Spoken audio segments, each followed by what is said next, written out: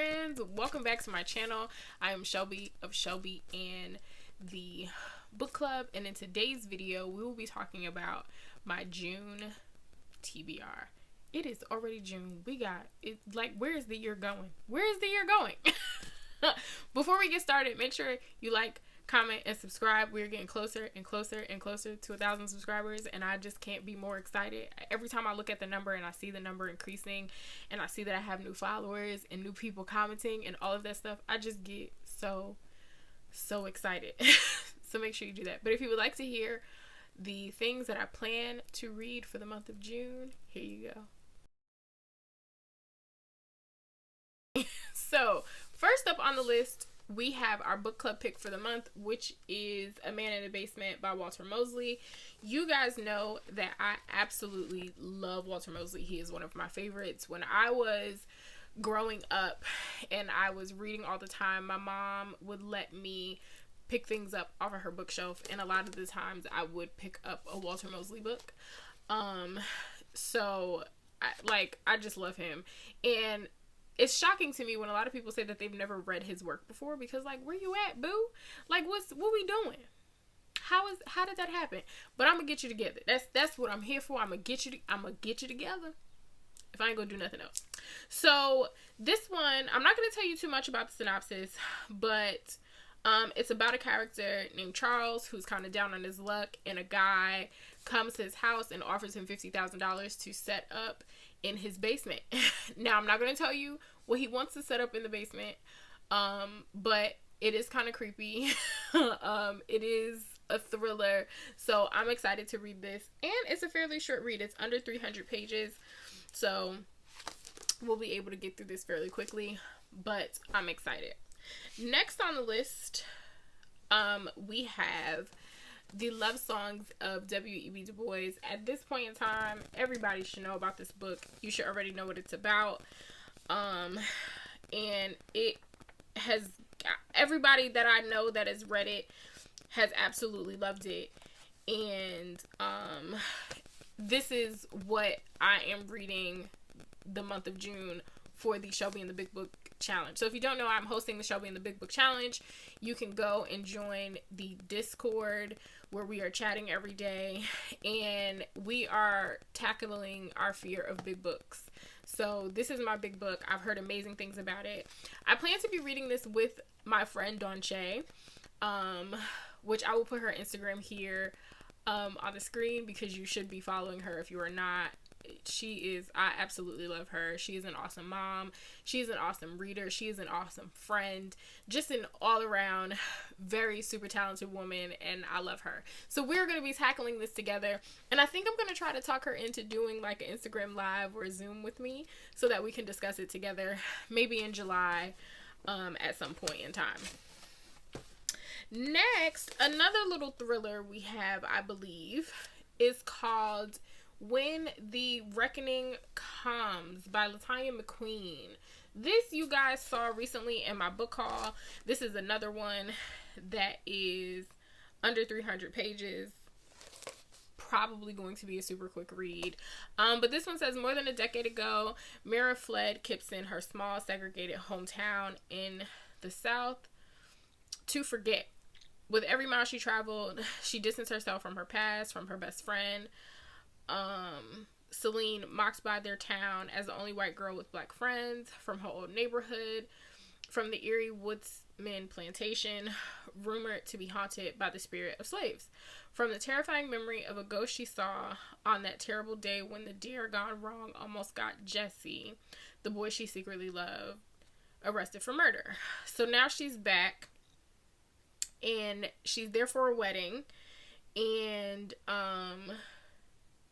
her, Jesse, and Celine have to like figure out or like face their relationship or something that they had. I've heard good things about this book. There are like some blood drippings here, so I'm assuming there might be a murder. I'm assuming somebody's related to the ghost. A lot of things to think about there. Next, this one is another one that you guys saw in my book haul, She Would Be King. Again, I think this is this another less than 300 pages? 290 something. Less than 300 pages, but closer to 300 than not. This is about a redheaded girl named Jabessa, who is cursed at birth and exiled on suspicion of being a witch. Bitten by a viper and left for dead, she nevertheless survives. On a plantation in Virginia, June Day hides his usual strength until a confrontation with the overseer forces him to flee. And in the Blue Mountains of Jamaica, Norman Argan, the child of a white British colonizer and a maroon slave, can fade from sight at will, just as his mother could.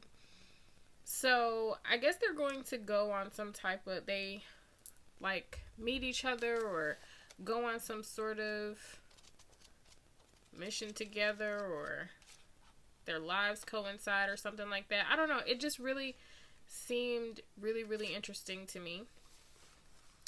And it seems like it has a touch of magical realism in there. So it just was interesting, and y'all know how I feel about black girls, black people in particular, being on a cover of a book. I'm going to buy it every time. Next, we have The Other Mother.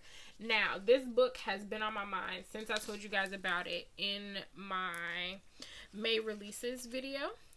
And it is about Henry Castillo, who is a musical prodigy, and he's raised by his single mother in Miami. He arrives at Brown University on a scholarship, but also to learn more about his late father, Jasper Patterson, a famous ballet dancer who died tragically when Henry was 2. On his search, he meets his estranged grandfather, Winston Patterson, a legendary professor of African American history and a fixture at the Ivy League school, who explodes his world with one question. Why is Henry so focused on Jasper when it was Winston's daughter, Juliet, who was romantically involved with Henry's mother? Juliet is the parent he should be looking for, his other mother. What? Could you imagine, like, all of your life thinking that, you think you know what you know about your mama and about your family, and come to find out you don't know a damn thing? Ain't that something else? Ain't that something? And then, last but certainly not least, we have What the Fireflies Knew by Kia Harrison. This is one of those books that has just been sitting on my bookshelf calling my name. So it says an ode to black girlhood and adolescent, an ode to black girlhood and adolescence as seen through KB's eyes. What the Fireflies Knew follows KB after her father dies of an overdose, and the debts incurred from his addiction caused the loss of the family home in Detroit. Soon thereafter, KB and her teenage sister Nia are sent by their overwhelmed mother to live with their estranged grandfather in Lansing, Michigan.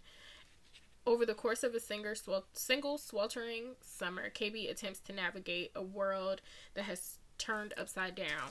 This is very much giving me Jesmyn Ward vibes. If you've read any of her books, that's just what I'm getting from this, and I've wanted to read it for a while. So all of these books, you will be able to purchase them on shelbyandthebookstore.com. If you are reading some of these with me, let me know. Are you participating in the book club this month? Let me know. And yeah, let me know also what you plan to read this month. And if you are not a part of the Shelby and the Big Book Challenge, please join us. We are having a bunch of fun over at the Discord, and everybody is helping each other out, and we're talking about books and, so on and so forth. So let me know. If no one's told you today, I love you, and I will talk to you soon. Bye, guys.